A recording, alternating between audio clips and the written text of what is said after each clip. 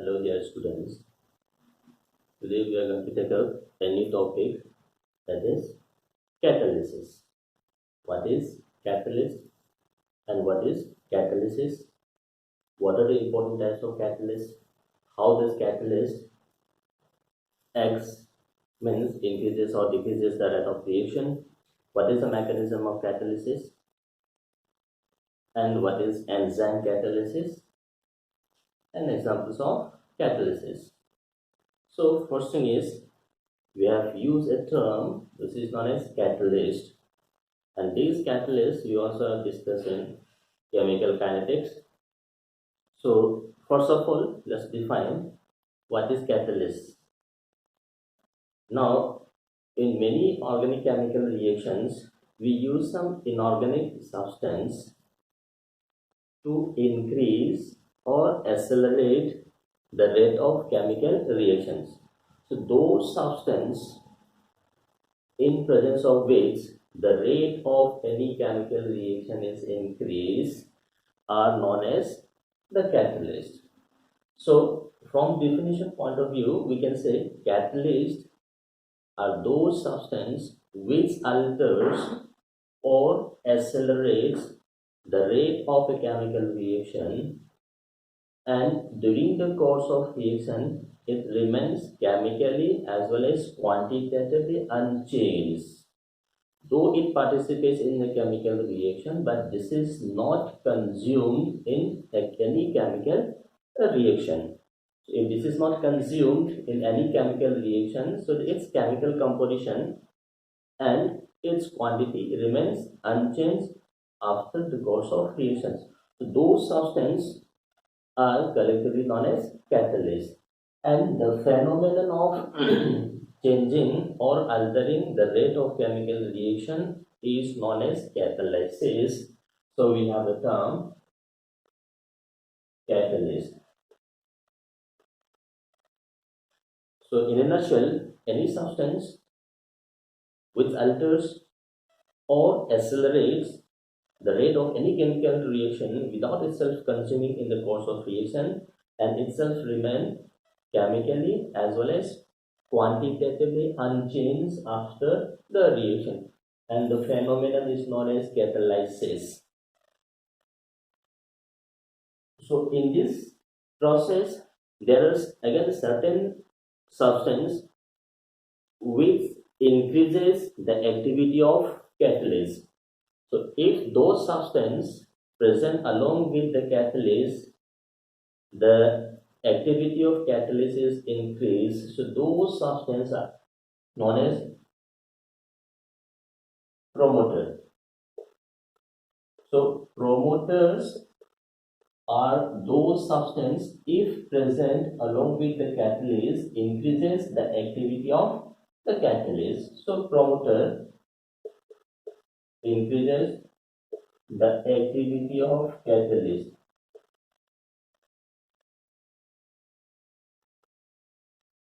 Then again there are certain substances which decreases or inhibits the activity of catalyst. So those substances if present along with the catalyst decreases or inhibits the activity of catalyst, those substances are known as poison. So this decreases the activity of catalyst. So if these substances are present along with the catalyst, either it will increase the activity of catalyst, then this is known as promoter. If that substance present along with the catalyst decreases the activity of catalyst, then those substances are known as poison. Let me give an example here. Take this process, Haber's process. So Haber's process for synthesis of ammonia from nitrogen and hydrogen gas. So we have a nitrogen gas combining with hydrogen gas to form ammonia gas, and the reaction is exothermic, some amount of energy is released. So we have this Haber's process. So we have nitrogen gas, hydrogen gas. The reaction between nitrogen gas and hydrogen gas is a very slow process. So to increase or accelerate the rate of reaction between this nitrogen and hydrogen resulting in the formation of ammonia gas, we use a substance that is iron. So this iron is acting as a catalyst. So in presence of this catalyst, the reaction rate is increased. So along with this iron, we also use molybdenum in this reaction. So this molybdenum used along with this iron in this Haber's process acts as a promoter. So the activity or the catalytic activity of iron is increased in presence of molybdenum. So if molybdenum is present along with this iron, activity of iron is increased, so it becomes fast. In the same reaction, if hydrogen sulfide gas or carbon monoxide gas is present, in the same reaction, if this hydrogen sulfide gas or carbon monoxide gas is present along with this catalyst, these hydrogen sulfide or carbon monoxide arrests or inhibits the activity of this catalyst iron, so these are known as poison. It's simply saying if you want to increase the rate of any chemical reaction, then there is a requirement of catalyst. So if we want to increase the activity of catalyst, then along with this catalyst some substance known as promoter should be used. And while using this catalyst, make sure that these poisons are not present. If present, then the rate of reaction will decrease unless required. So poison should be excluded from the catalyst. So this is the meaning of promoter, poison, and how this changes the activity of catalyst. If the activity of catalyst is changed, then the rate of reaction will also change. Now, once we know this catalyst and catalysis, promoter and poisons, let's go to different types of catalyst. Types of catalyst or catalysis. Based on the type of chemical reaction, the catalyst is classified into different types. So first one is based on the type of catalytic reaction.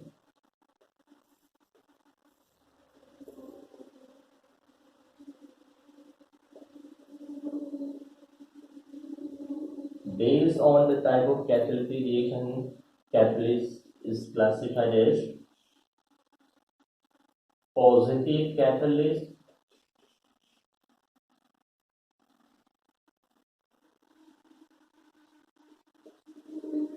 so we have first category of catalyst, that is positive catalyst. So now look at this. As the name suggests,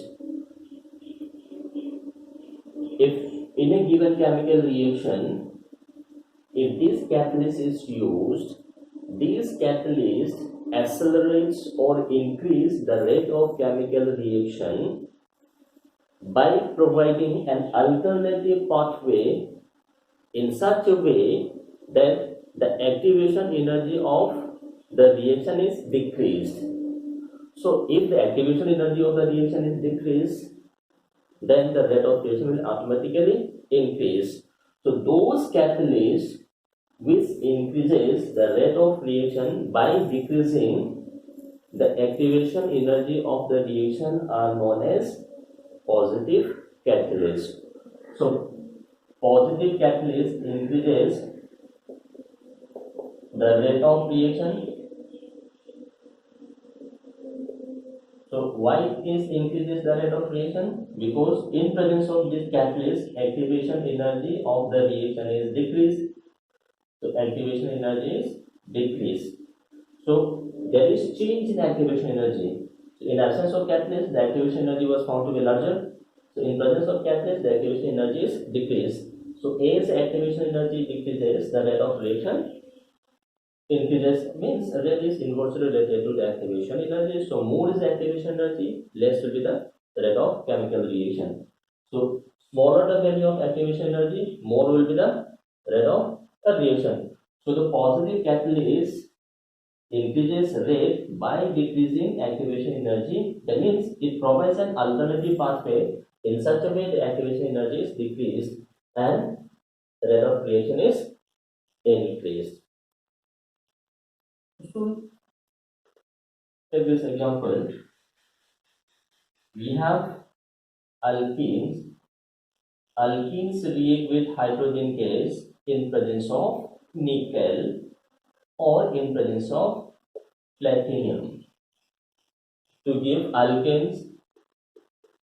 So this hydrogenation of alkenes or alkynes with hydrogen in presence of this catalyst. So these catalysts increases the rate of this hydrogenation of alkenes or alkynes. So this nickel or platinum is what we call as the positive catalyst. The second category of catalyst is negative catalyst.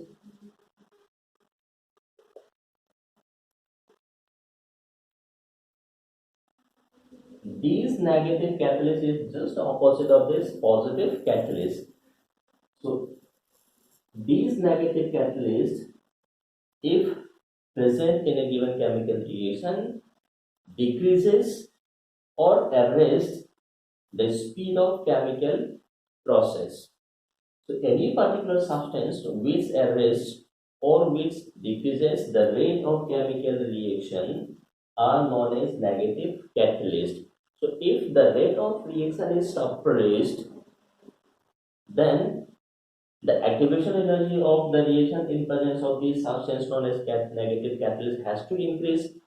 So in the positive catalyst, activation energy is decreased, which results in increase in rate of reaction. Whereas in case of negative catalyst, these substance increases the activation energy of the reaction, resulting into decrease in the speed or the rate of reaction. So negative catalyst decreases the rate of reaction. So if the rate of reaction is decreased, that means activation energy of the reaction is increased. So whenever we talk of catalyst, we simply mean the positive catalyst, because whenever we use this catalyst, we use normally for accelerating or increasing the rate of chemical process. So unless mentioned, that catalyst should be considered as a positive catalyst, which normally increases the rate of reaction by providing an alternative pathway in such a way that activation energy is decreased. Now, this activation energy that we have defined in Arrhenius theory. So Arrhenius theory says the rate constant K is equals to 3 exponential factor A or Arrhenius parameter or frequency factor into exponential minus EA by RT. What is E is the activation energy, R is the gas constant, T is the temperature, and this term exponential raised to the power minus EA by RT. This is the fraction of molecules having energy greater than or equal to the minimum energy known as activation energy. So this is the quantitative relationship between activation energy and K. Now suppose if the reaction is carried out in presence of catalyst or in absence of catalyst. So presence of catalyst. So in presence of catalyst, so we have K, that is the C. This is A, E, EA, that is catalyst, divided by R, T. Absence of catalyst, so we have E, AC, absence of catalyst. So this is A exponential minus EA AC divided by R. That is equation A. This is equation B. Taking the ratio of this AB, A divided by B. So we have AC divided by AC. So this is a ratio of rate constant in presence of catalyst or in absence of catalyst. A will cancel out. So this is minus EA catalyst divided by RT divided by minus EA AC divided by RT. So this becomes exponential 1 by RT. So EA AC minus EA C. Now taking logarithm on both sides of this equation, we have ln AC by EAC is equal to EAAC minus EAC divided by RT, or log AC by EAC is equal to EAAC minus EAC 2.303 RT. So if the change in activation energy due to the presence or absence of this catalyst is given, and if the reaction is carried out at the same temperature, then by how many factors the rate of reaction changes, that we can calculate. So this AC by AC gives the ratio of rate constant. So this is nothing but by how many factors the rate of reaction changes by use of this catalyst. So this is the quantitative relationship. Now we should look at this positive or negative catalyst changes the activation energies of the reaction. So let's look at the graph.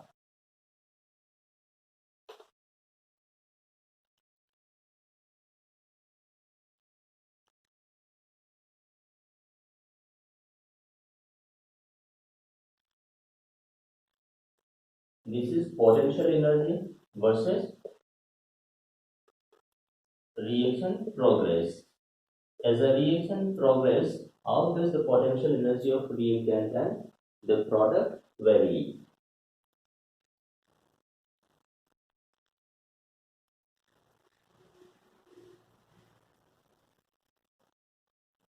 Suppose this is the reactant, this is the product P, this distance, this is the potential energy of reactant, this distance, this is the potential energy of the product. Now this is in absence of catalyst. Now in presence of positive catalyst or negative catalyst. So the presence of positive catalyst,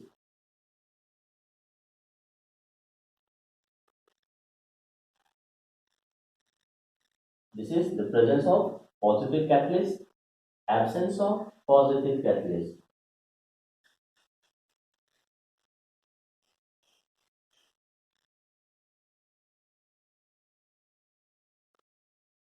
This is negative catalyst, absence of catalyst. This is positive catalyst. So in presence of positive catalyst, activation energy is decreased. So look at this distance, this is the activation energy in absence of catalyst. This distance, this is the activation energy in presence of positive. This is the activation energy of the reaction in presence of negative catalyst. So presence of positive catalyst, activation energy is decreased. So correspondingly, rate of reaction is increased.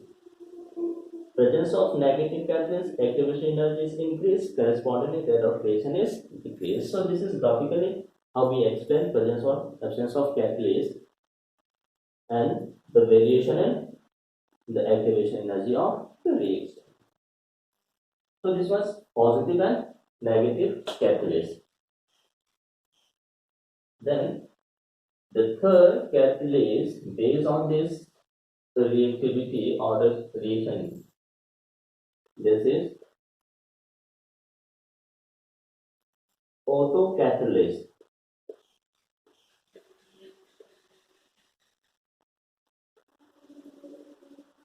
So look at this. As the name suggests, autocatalyst or autocatalysis means initially the rate of reaction is slow, but as the reaction progresses, some quantity of product is formed. So as the product formation starts, one of the product of the chemical reaction itself is acting as a catalyst. So once the product formation starts, the rate of reaction is increased simultaneously. So those type of catalysts are known as autocatalysts, and the process is known as autocatalysis. Means in this type of process, one of the products of chemical reaction will act as a catalyst. So once the product formation starts, rate of reaction is automatically increased. So those reactions are known as autocatalysts. So condition is the rate is slow initially. So rate increases after product formation starts. So once the product formation starts, rate automatically increases. So that means one of the products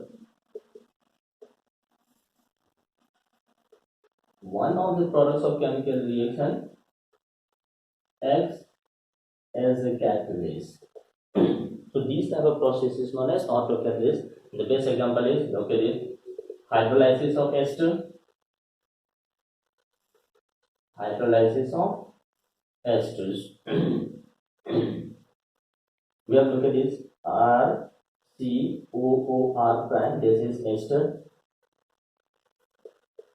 Water reaction is reversible. Now this reaction is catalyzed by mineral acid. So this gives you acid plus alcohol.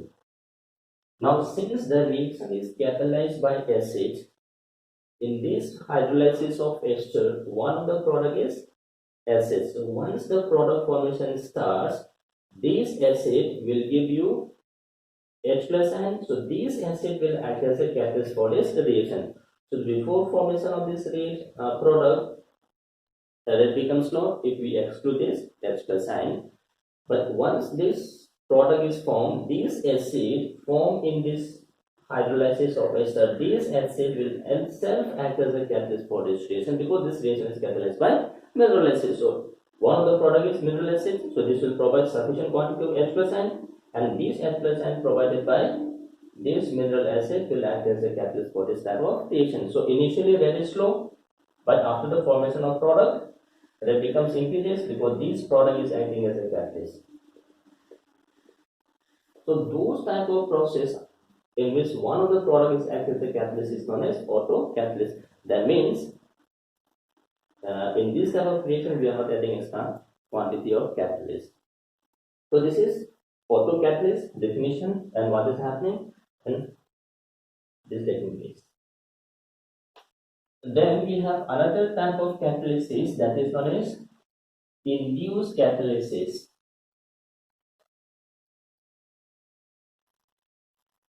Induced catalysis.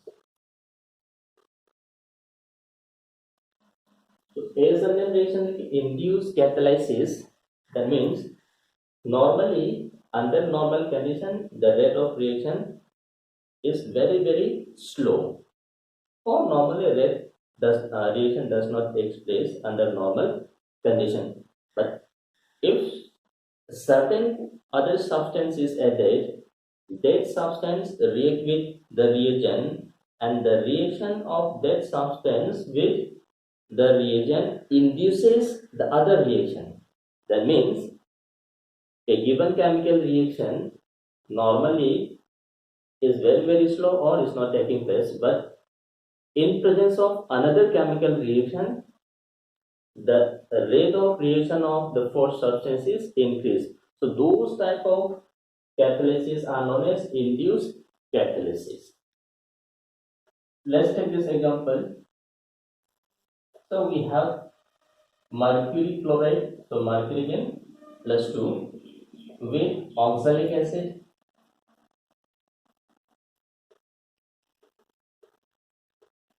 So reduction of this mercury chloride by oxalic acid will give you mercurocyan. This reaction is very slow. So reduction of mercury chloride by oxalic acid is a very slow reaction under normal condition. But if oxalic acid is introduced in a mixture of mercury chloride and potassium permanganate, then the reaction becomes fast.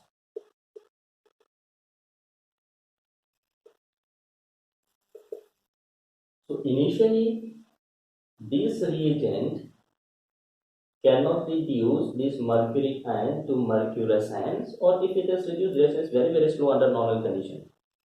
But in the same reaction mixture, if small amount of potassium permanganate is introduced, these potassium permanganate will also be reduced by oxalic acid. So the reduction of KMnO4 by oxalic acid induces the reduction of mercury chloride by oxalic acid. So these type of reaction is what we call as induced. So this reduction of KMnO4 by oxalic acid induce the reduction of mercury chloride by oxalic acid. So this is what we call as induced catalysis. So that means the catalytic process or the catalysis is induced by another process. Those type of reactions are known as induced catalysis. So these are four different categories of catalysis based on the type of chemical reaction. Another classification of catalyst, this is based on the physical state of the reactant and the catalyst. So second classification, this is based on the physical state of reactant and the catalyst. So based on the physical state of the reactant as well as catalyst, we classify this catalytic process or catalysis into two different types. First one, homogeneous catalysis.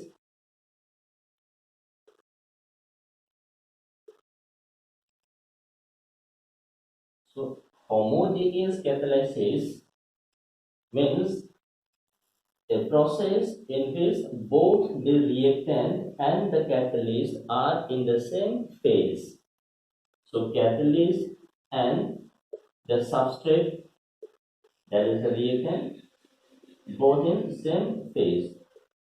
If both are present in the same phase, then the catalyst is known as homogeneous catalyst and the process is known as homogeneous catalysis. Take this example, hydrolysis of ester.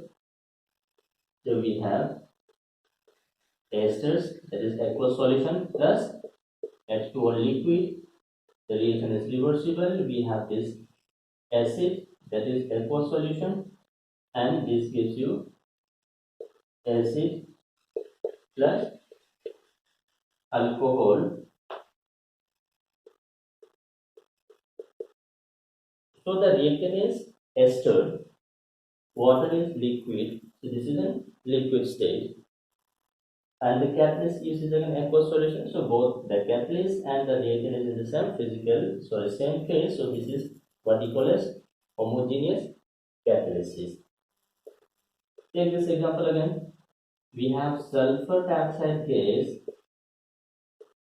oxidized by oxygen gas. This reaction is carried out in presence of NO gas to give you SO3 gas. So the reactant is gas, sulfur dioxide and oxygen both are gas. Catalyst used in this reaction is again nitric oxide, which is a gas. So the reactant and the catalyst both are in the same phase. So this is homogeneous catalysis. So simply saying, homogeneous catalysis means catalyst and the reactant both are present in the same phase. Second one is heterogeneous catalyst or catalysis. So homogeneous means catalyst and the reactant both are in the same phase. Heterogeneous, catalyst and the reactant are in different phase. So catalyst and the reactant are in different phase. If both are in different phase, then we say the process is heterogeneous catalysis. We have a number of examples. Hydrogenation of alkenes and alkynes. So alkenes react with hydrogen gas in presence of platinum. So platinum is solid. This gives you alkane. The reactant is gas. Catalyst is solid. We have seen Haber's process. Nitrogen gas combines with hydrogen gas in presence of iron. Iron is acting as a catalyst, resulting in the formation of ammonia gas. So reactant is gas. Product is also gas, but the catalyst is solid.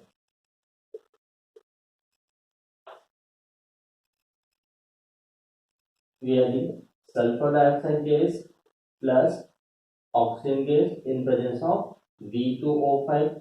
So V2O5 vanadium pentoxide, this is solid. The reactant is gas, catalyst is solid. So when the catalyst and the reactants are in different different phase, we say this is homogeneous catalysis. So this is a brief classification of catalyst based on the type of chemical reaction and the physical state of the reactant and the catalyst. Once we know what is catalyst and what are the different types of catalysts, then the question arises, okay, what is the theory of catalyst? How does this catalyst accelerates or changes the speed of any chemical reaction? So we have to go through the theories of catalysis. So coming to the theories of catalysis, these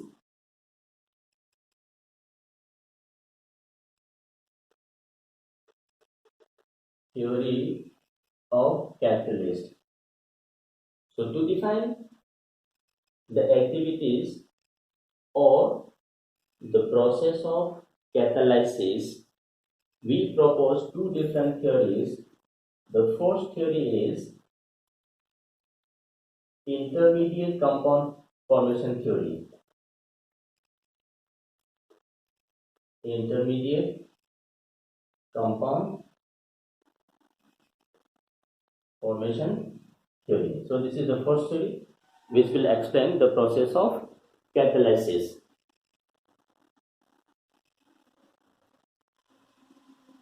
Now, as the name of the theory suggests, we have intermediate compound formation. That means when this reactant or the substance molecules comes in contact with the catalyst, this results in the formation of an intermediate compound.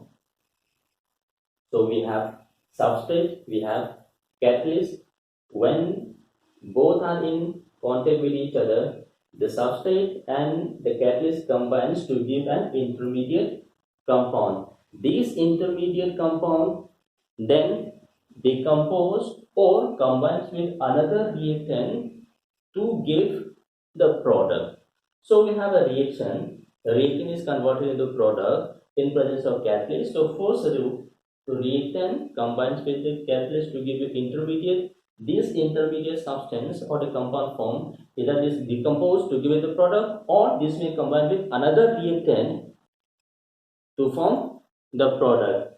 So there is a formation of intermediate compound in presence of catalyst, and basically this theory, that is intermediate compound formation theory, is basically used for homogeneous catalyst. Homogeneous catalyst. So intermediate compound formation explains homogeneous catalyst, because the intermediate compound formation is possible only with homogeneous catalyst. So let's see this example. Let's explain with by use of an example. We have sulfur dioxide gas is oxidized by oxygen gas in presence of NO gas to give you the product sulfur dioxide gas. This is the catalyst, this is the reactant. So the proposed mechanism is, we have this catalyst combined with one of the reactant. So this is catalyst, this is the reactant. So reactant molecule combines with the catalyst, and this gives you an intermediate compound, that is NO2 gas. This is intermediate. So force the reactant combines with catalyst, and this results in the formation of an intermediate substance. In the second step, this intermediate again combines with what the remaining reactant to give you the final product. So sulfur dioxide combines with this intermediate. So this is again another reactant. This is intermediate, and this gives you the product sulfur dioxide gas plus the catalyst is regenerated. So if you look at this process, conversion of this reactant to product, first this catalyst combines with the reactant to form an intermediate, and this intermediate again combines with another reactant to give you the product. This is the product form, and this is the catalyst that is regenerated. So while defining the catalyst, we define these are chemical substance which is taking part in the chemical reaction, but this is not consumed in the chemical reaction. If this is not consumed, then there is no chemical change. So before reaction this is NO, after reaction is also NO. So quantitatively as well as chemically there is no change in the catalyst. So after the reaction, catalyst is again regenerated, which can be further used for another process. So this is intermediate compound formation theory. But the main problem with this intermediate compound theory is, this intermediate compound formation cannot explain heterogeneous catalysis. Second, this theory does not explain the action of promoters. How does the presence of promoters increases the rate of reaction, or how does the presence of poisons decreases the rate of reaction? Because simply there is a intermediate compound formation between the reactant and the catalyst, but there is no role of promoter poison in this theory. So the role of promoters and the role of the poisons cannot be explained by this intermediate compound. It simply explains how does the rate of chemical reaction is increased, and how does this catalyst plays a role in this chemical reaction. So this is intermediate compound formation, which basically is used for explaining homogeneous catalysis. Another theory that is used for explaining the action of catalyst, this is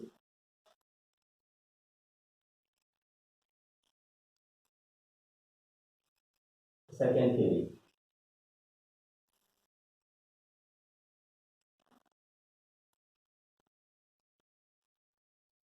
That is Absorption theory.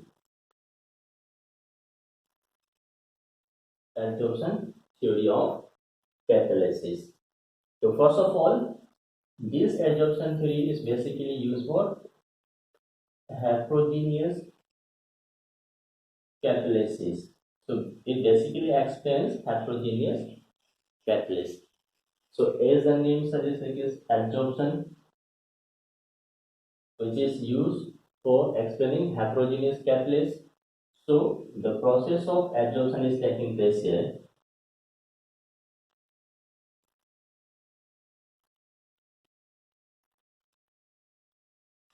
So first of all, let's see what is absorption theory. Now we are saying that this theory is explaining heterogeneous catalyst. That means the reactant and the catalyst are in different phase. So if they are in different phase, first look at this. The reactant molecules has to approach the surface of catalyst. That is what we call as diffusion. So suppose this is the surface of catalyst. Now on the surface of catalyst, the reactant molecule has to diffuse. So this theory involves diffusion of the substance on the surface of catalyst. Second, once these reactant molecules diffuse on the surface of catalyst, these reactant molecules must absorb on the surface of the catalyst. So the second step is absorption. Now, heterogeneous catalyst involves a chemical bond formation. So this is chemisorption. So first, the substrate molecules diffuse on the surface of catalyst, and second step, these diffuse molecules undergoes absorption, that is chemisorption. Now once these molecules absorb on the surface, then chemical reaction is taking place. So that is compound formation starts. Without these molecules getting absorbed on the surface, no chemical reaction is taking place. So once these molecules absorb on the surface, then we have a number of substrate molecule that is absorbing on the surface of catalyst. So as the concentration of the absorbed molecules increases, the rate of reaction will increase, because rate of reaction is directly proportional to concentration. So at the surface, the concentration is very high.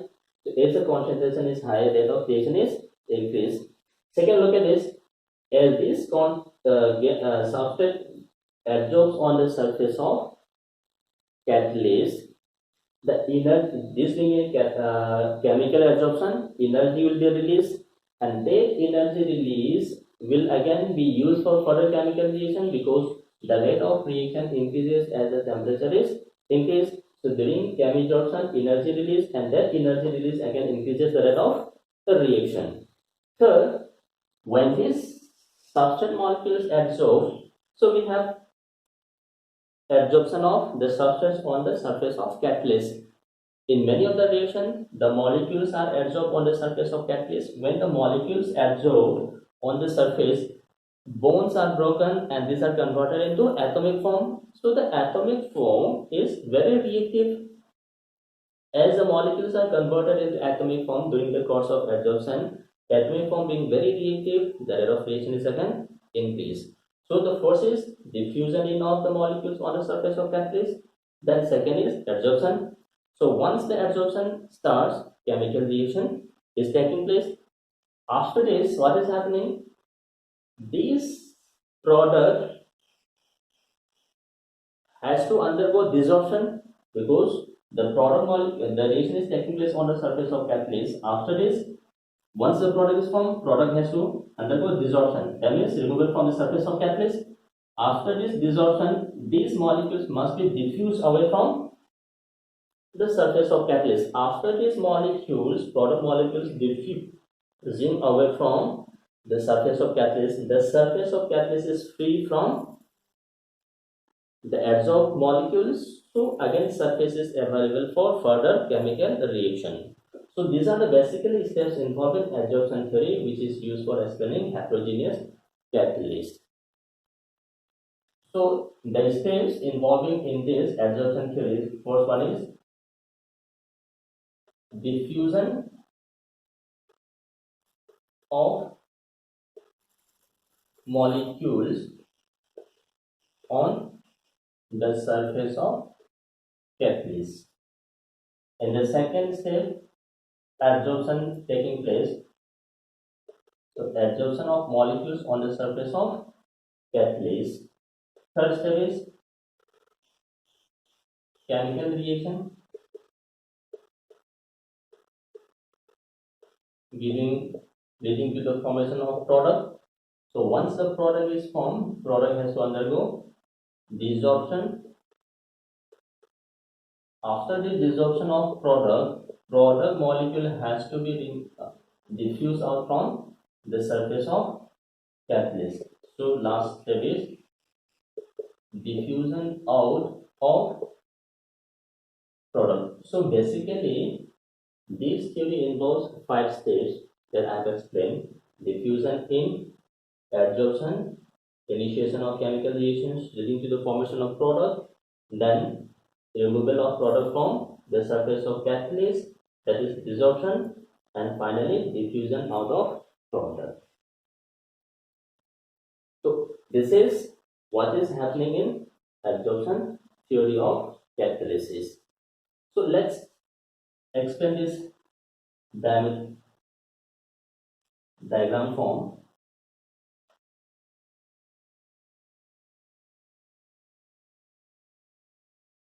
So on the surface of catalyst, the molecules at the surface of catalyst are highly dense states. So we say these are known as free valencies. So we have free valencies or the active sites. Suppose we have this.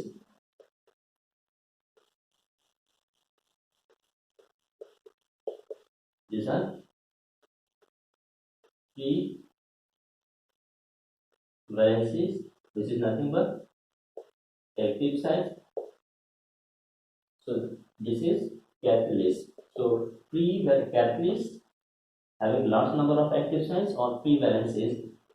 This on the surface of this reactant molecules. This is the reactant molecule. So reactant molecules diffuse in on the surface of catalyst. After this diffusion in, adsorption of molecules takes place. So we have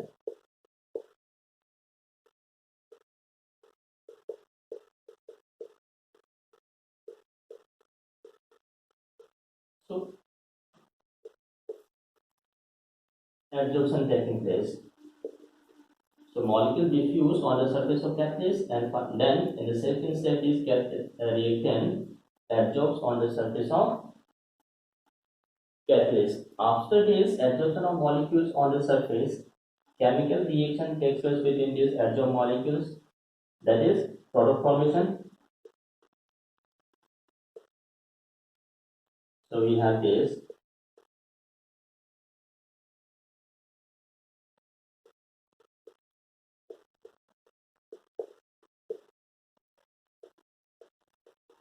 So product formation takes place between A and B. So chemical bond is formed between A and B. After this formation of bond between A and B, product is formed. Then this product has to leave the surface of catalyst, that is desorption.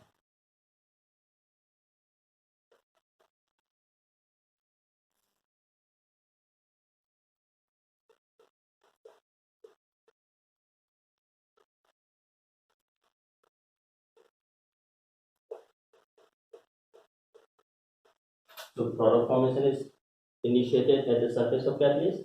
After this desorption, and finally this product molecule has to diffuse out from the surface of catalyst. So this is adsorption theory of heterogeneous catalyst.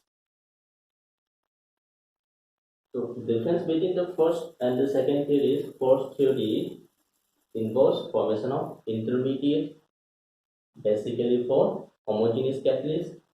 In the second theory, adsorption theory, which is used for heterogeneous catalysis, the 5 different steps are taking place and a chemical reaction is initiated on the surface of the catalyst. So as I have told you, When the molecules are adsorbed on the surface, the concentration of reactant molecule is increased. As the concentration is increased, rate of reaction is increased. During the process of this adsorption, energy this means chemical adsorption, energy is released, and this energy release is used for further promoting the chemical reaction. Third, in many of the adsorption process, the bond between the reactant molecule is decomposed to give you atomic form, and atomic form being the more reactive, it reacts very fast, so rate of reaction is increased. This is adsorption theory. So these are the two theories used for explaining the catalytic process.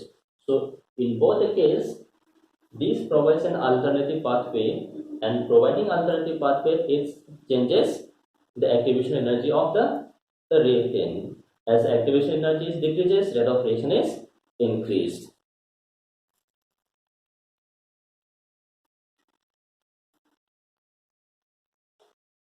Then after this theory of catalysis, then we have a specific type of catalyst that is known as selective catalyst,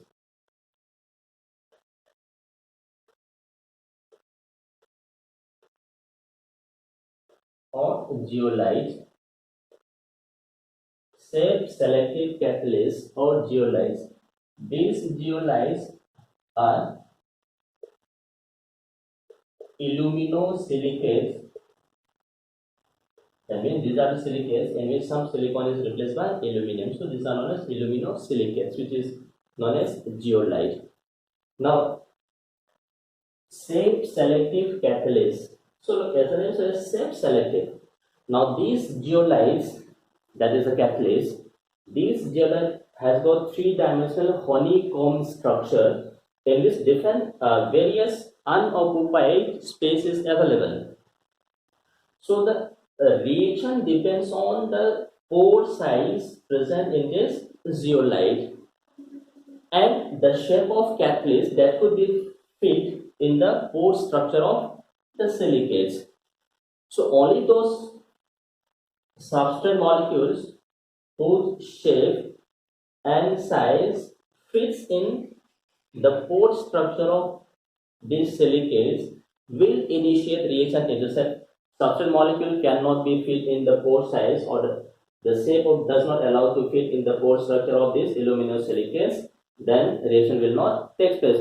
So those type of catalyst, the reaction in which the reaction depends on the pore size of the silicate and the shape of the substrate molecule are known as selective catalyst. And one of the most important catalysts that used for this selective catalyst is zeolite. And a very important zeolite that is used in petrochemical industry or petroleum industry,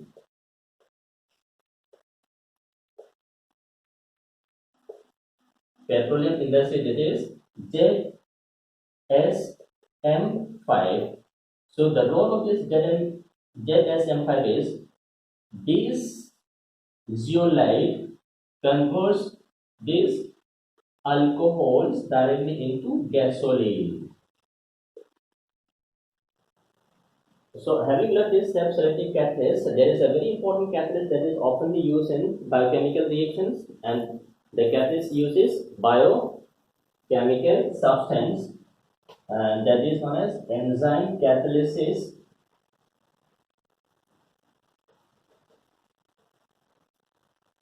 Enzyme catalyst. So enzymes are nothing but organic compounds, or these are proteins. So these biochemical substances act as a catalyst. The only difference is in normal cases, in most of the catalysts that we use in chemical reaction, we use inorganic compound, but there are many organic compounds that can also be used in biochemical process. So those type of catalysts are nothing but enzymes. So enzyme is very important catalyst. Everything remains same except the fact that this enzyme is very specific in nature. So a particular enzyme will catalyze only a particular reaction. So as said, a particular enzyme cannot direct two different reactions to give you different product. So this is one equal as enzyme catalysis. So examples of enzyme catalyst, we have urea,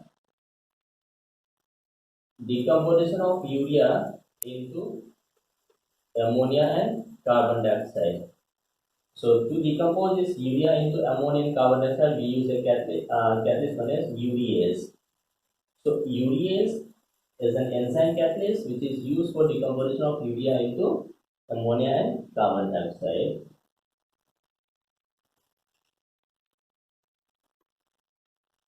Then we have milk. So milk is to be converted into curd, and the enzyme used for this conversion of milk to curd, that is lactobacilli. So lactobacilli is the enzyme which is used for conversion of milk into the curd. Third, inversion of cane sugar. Cane sugar, that is sucrose. Sucrose is to be converted into mixture of glucose and fructose. So conversion of cane sugar to glucose and fructose, this is known as inversion of cane sugar. For this inversion of cane sugar, the catalyst uses invertase. So invertase is the catalyst used for conversion of cane sugar into glucose and fructose. Similarly, we can have maltose into mixture of glucose. So maltose is a disaccharide. When maltose is decomposed, this gives you 2 moles of glucose. So conversion of maltose to glucose, the specific catalyst which is used is maltase. So maltase catalyze only this conversion of maltose to glucose. And then we have to look at is starch. Now conversion of starch to mixture of glucose, the catalyst is diastase.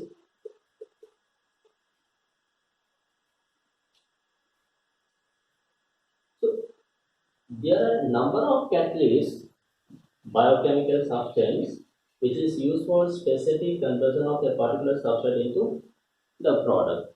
Now, the features of this enzyme catalyst, the important features of this enzyme catalyst, there are a number of important features of this enzyme catalyst. First one is highly specific.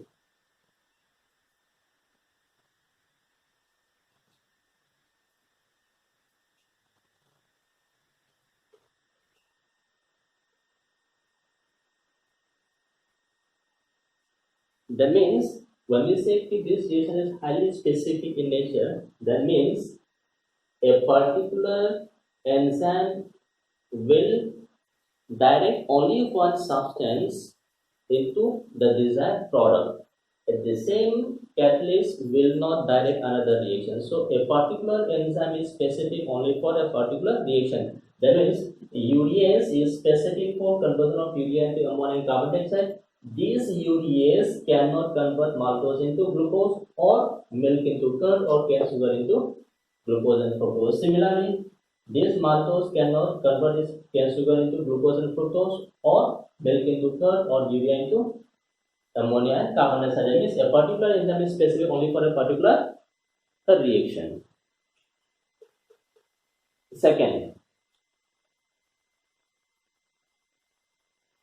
a single molecule of enzyme can convert into millions of reactions into product. That means when you compare the activity of this enzyme, the activity of enzyme is very high. Means a single molecule of enzyme can convert millions of reactant molecules into the desired product. Highly active. Third, enzyme catalysis is very sensitive to temperature. very sensitive to temperature. And now look at this. This enzyme catalyst reaches a maximum point at a particular temperature, which is known as optimum temperatures. So at this optimum temperature, the rate of enzyme catalysis is the highest. On either side of the optimum temperature, the rate of reaction is decreased, and that temperature at which the rate of the reaction is maximum is known as optimum temperature. So optimum temperature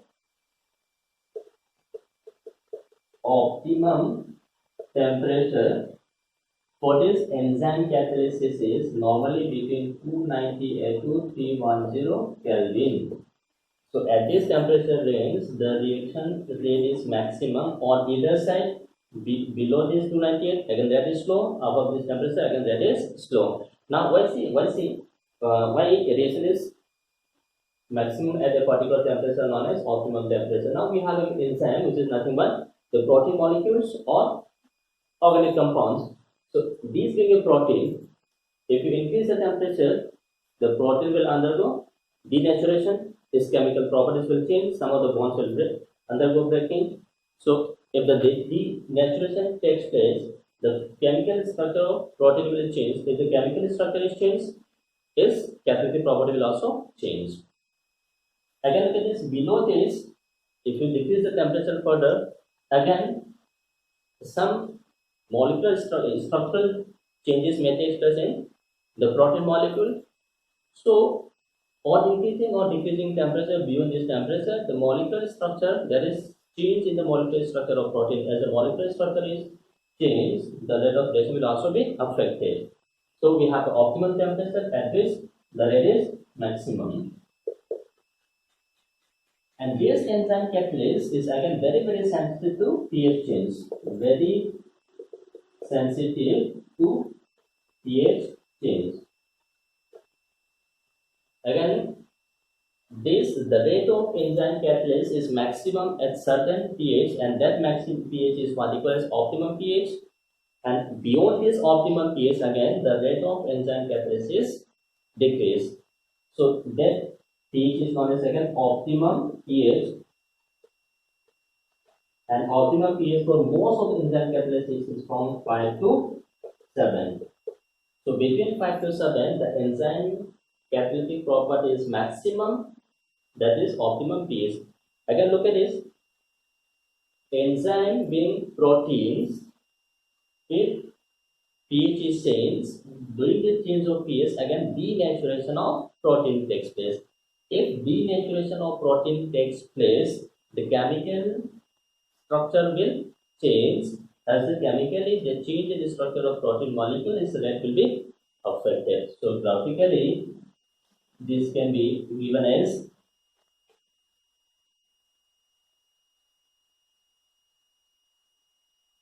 this is temperature, this is rate of reaction. So as the temperature increases, the rate is increased, reaches a maximum value, then again decreases. So this point, this is optimum temperature. So this optimum temperature is around this. So beyond this optimum temperature, rate again decreases, rate decreases. So this is why beyond this there is denaturation taking place in the chemical structure of protein. Similarly, look at this, we have a pH and the rate of enzyme catalysis. Again look at this. This point, that is optimum. So this is optimum pH, and this optimum pH is 7.4. So for enzyme catalysis, there is a certain temperature that is maximum, that is known as optimum temperature. This is 29310. pH, optimum pH around 5 to 7. Yeah. These temperatures in many of the process taking place inside human being, the process is catalyzed by enzyme. So look at this, body temperature is in this range. So in this range, enzyme is most effective. So these are some important features of enzyme. Once we know the features of enzyme, let's see the mechanism of enzyme catalysis.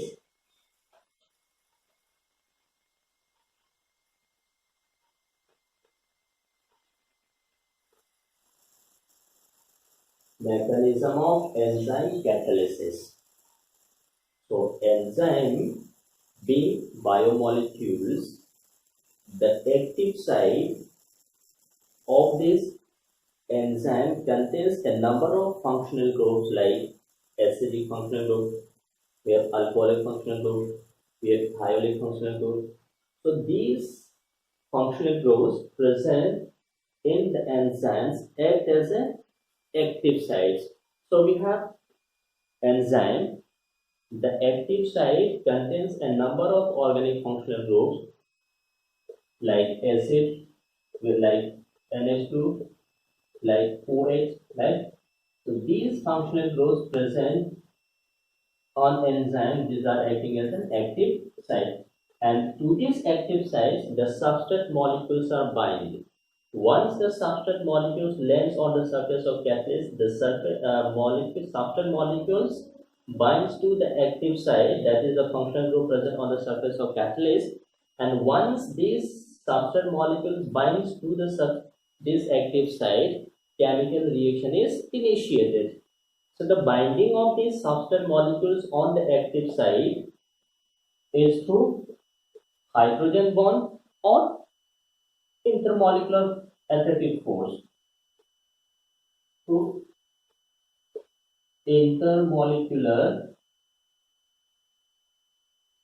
attractive forces like hydrogen bond, etc.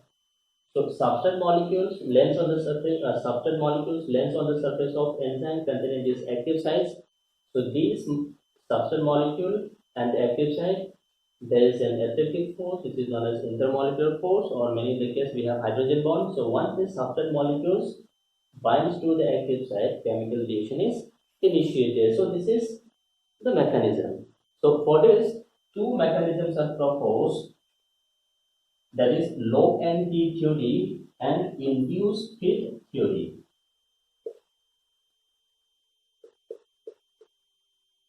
Lock and key theory. And the second one is induced fit theory. So these are a theory that is proposed for enzyme catalysis.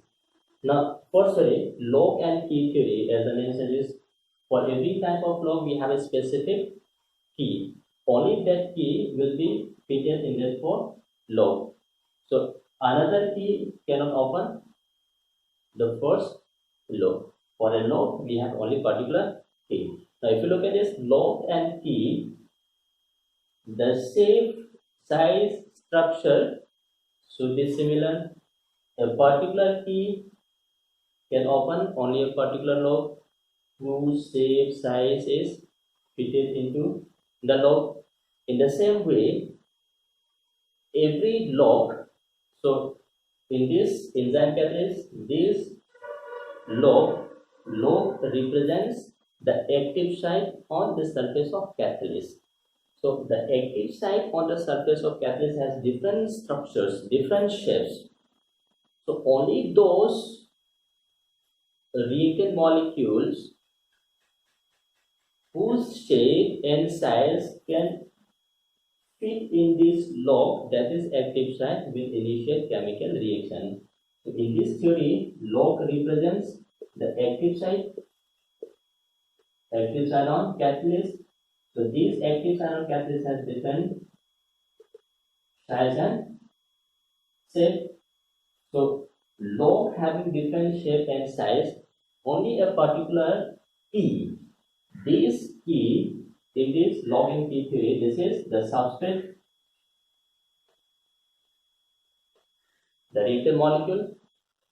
So only those substrate molecules which can easily fit in this lock, that means shape should be same, size should be similar. So only those substrate molecules, that is key, having same shape is size that of log can easily open the log.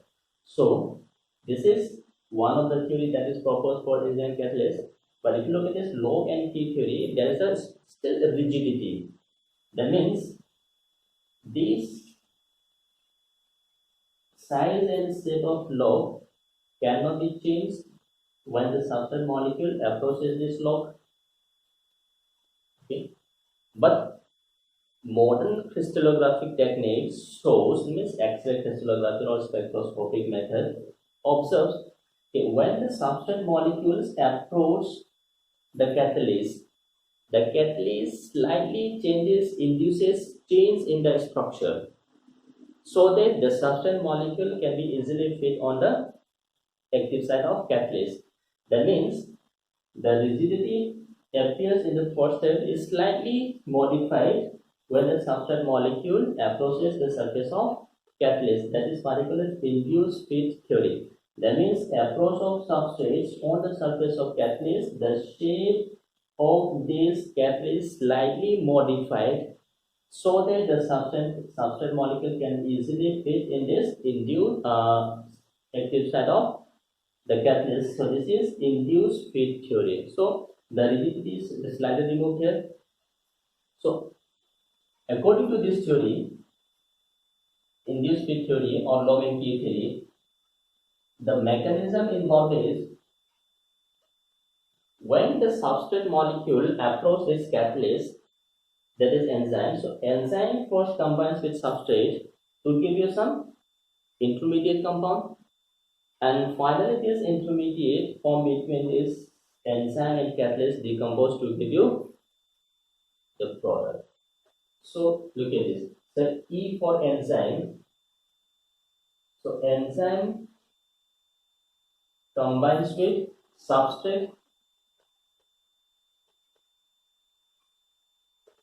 and this gives you enzyme substrate complex.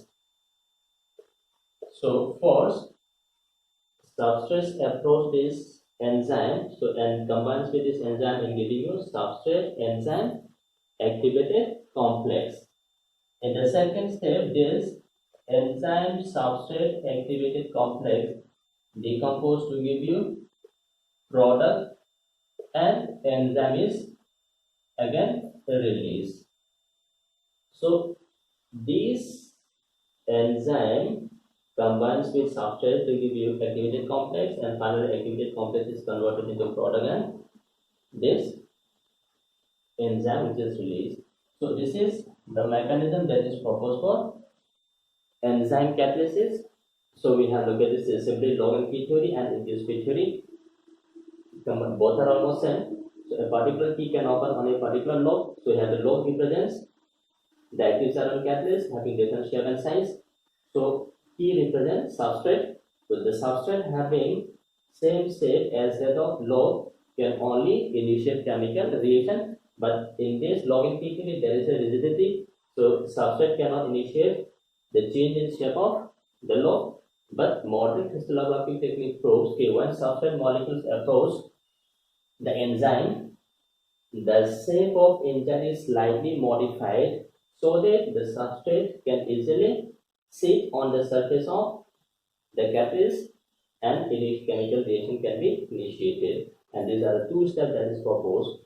So formation of enzyme substrate complex, then second enzyme substrate complex decompose to give you the product and the enzyme. So this is a brief discussion about the catalysis, role of catalyst, different types of catalyst, and biochemical catalyst. Thank you all.